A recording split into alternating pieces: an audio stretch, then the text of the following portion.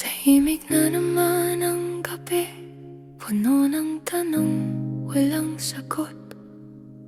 Sa mesa, malamig na kape, katabi ng sulat na di mo tinapos. Bakit biglang nag-iba yung dati mong yakap? Parang wala na, nasanay na sa inat ha. Ngayon okay lang, ako na lang ang sagot mo sa'kin. Kung hindi na ako mahal, sabihin mo sa akin, huwag sa tahimik.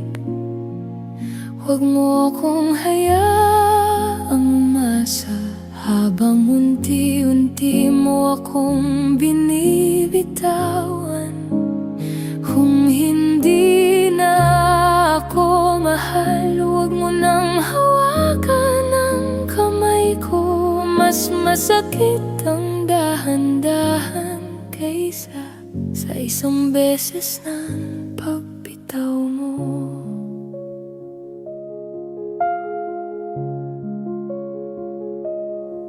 Naaalala ko pa yung tawag mo bago ka matulog. Ako ang huling gusto mong kausap.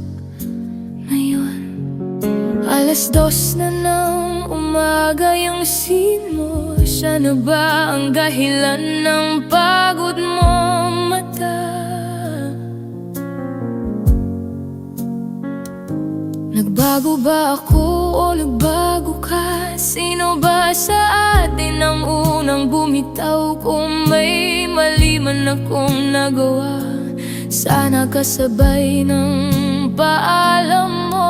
Sinabi mo rin kung bakit ako iniwan. Kung hindi na ako mahal, sabihin mo sa akin, huwag sa tahimik. Huwag mo akong hayaang umasa, habang unti-unti mo akong binibitawan. Kung hindi na ako mahal, huwag mo nang hawakan ang kamay ko. Mas gugustuhin ko pang masaktan kaysa mahalin mo ako sa alaala lang. Di ko pipilitin ang puso mo, pero sana maalala mo ang isang taong binigay ang mundo sa'yo. Kahit siya ang nawala sa dulo.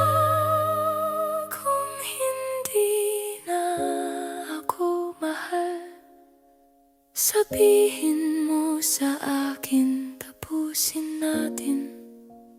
Huwag mo nang hayaan ang luha na magpaliwanag sa hindi mo masabi. Kung hindi na ako mahal, palayain mo na rin ang pangalan ko. Dahil hindi na ako mahal, pero ikaw pa rin ang pinakamahal ko.